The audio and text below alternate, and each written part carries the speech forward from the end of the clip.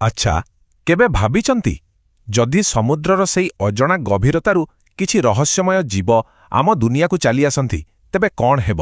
ଆଜି ଆମେ ଠିକ୍ ସେଇ ଭୟଙ୍କର ସମ୍ଭାବନାକୁ ନେଇ ଗୋଟେ ବିଶ୍ଳେଷଣ କରିବା। ଆଉ ଜାଣନ୍ତି, ଏହି ପ୍ରଶ୍ନଟା କେବଳ ଗୋଟେ କାଳ୍ପନିକ କଥା ନୁହେଁ, ଏହା ଏକ ସମ୍ଭାବ୍ୟ ବିପଦର ସଂକେତ ବି ହୋଇପାରେ। ତେବେ ଚାଲନ୍ତୁ ଏହାକୁ ପୁରା ତନ୍ନ କରି ଦେଖିବା। ତେବେ ଏହି ବିଶ୍ଳେଷଣ ପାଇଁ ଆମେ ଏମିତି ଭାବିବା ଯେମିତି ଏହା ସତରେ ଘଟୁଛି। ଆମର ମିଶନ ହେଉଛି ଏହାର ମୂଳ କାରଣ ଖୋଜିବା ଆଉ ଏହାର ପରିଣାମ କ'ଣ ହୋଇପାରେ ତାହା ବୁଝିବା। ଚାଲନ୍ତୁ ପ୍ରଥମେ ଦେଖିବା ଏହି ପରିସ୍ଥିତିର ମୂଳ କଥାଟା କ'ଣ। ଗୋଟେ କଥା ବୁଝିବା ଦରକାର, ଏଠି କଥାଟା କେବଳ କିଛି ଜୀବଙ୍କର ନୁହେଁ, ଏହା ଏକ ପୂରାପୂରି ଇକୋସିଷ୍ଟମର ସ୍ଥାନାନ୍ତରଣ। ଆଉ ସେଇ ଇକୋସିଷ୍ଟମ ବିଷୟରେ ଆମେ ପ୍ରାୟ କିଛି ବି ଜାଣିନେ। ଠିକ୍ ଅଛି, ତେବେ ଏମାନେ କାହିଁକି ଆସୁଛନ୍ତି ସେଇଟା ଜାଣିବା ଆଗରୁ ଆମକୁ ଆଗେ ଜାଣିବାକୁ ହେବ କି ଏମାନେ କିଏ ବା କ'ଣ। ତେବେ ଆସନ୍ତୁ ସେହି ଅଜାଣା ଜୀବମାନଙ୍କ ବିଷୟରେ ଟିକେ ଜାଣିବା। ଦେଖନ୍ତୁ, ଏମାନେ ଆମେ ଦେଖୁଥିବା ସାଧାରଣ ମାଛ ପରି ନୁହନ୍ତି।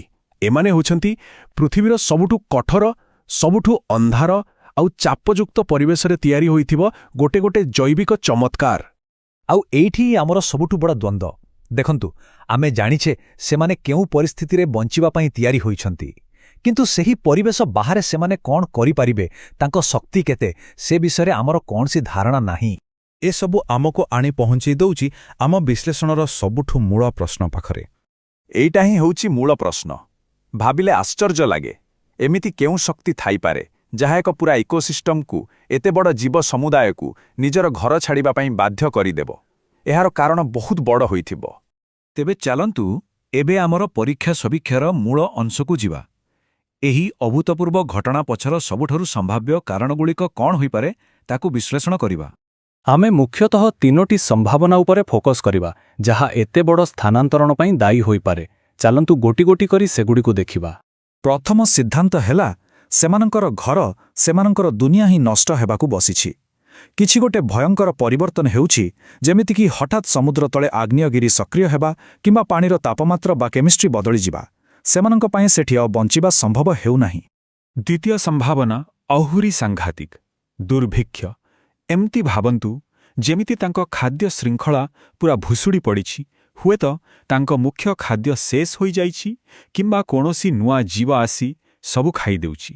ତେଣୁ ବଞ୍ଚିବାକୁ ହେଲେ ତାଙ୍କୁ ବାଧ୍ୟ ହୋଇ ନୂଆ ଜାଗା ଖୋଜିବାକୁ ପଡ଼ୁଛି। ଆଉ ତୃତୀୟ ପରିକଳ୍ପନା ବୋଧହୁଏ ସବୁଠୁ ଭୟଙ୍କର। ସେମାନେ ଆସୁନାହାନ୍ତି, ବରଂ ପଳେଇ ଆସୁଛନ୍ତି। ତାଙ୍କ ପଛରେ କିଛି ଗୋଟେ ଲାଗିଛି, ଏକ ନୂଆ, ବଡ଼, ଆହୁରି ଭୟଙ୍କର ଶିକାରୀ ଯାହା ତାଙ୍କୁ ନିଜ ଘରୁ ତଡ଼ି ଦେଉଛି।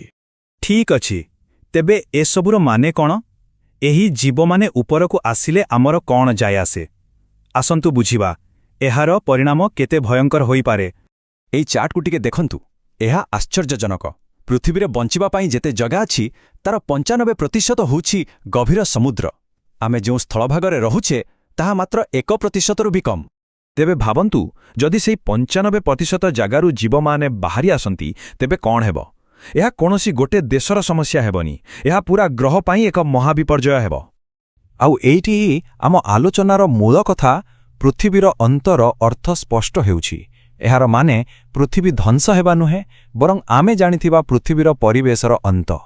ତେବେ ଶେଷରେ ଗୋଟିଏ ପ୍ରଶ୍ନ ମନକୁ ଆସୁଛି, ଯଦି ପୃଥିବୀର ସବୁଠୁ ସ୍ଥିର, ସବୁଠୁ ଗଭୀର ପରିବେଶ ନିଜେ ହିଁ ଭୁଷୁଡ଼ି ପଡ଼ୁଛି, ତେବେ ତା ତୁଳନାରେ ଆମେ ରହୁଥିବା ଏହି ପୃଷ୍ଠଭାଗର ଭବିଷ୍ୟତ କେତେ ସୁରକ୍ଷିତ?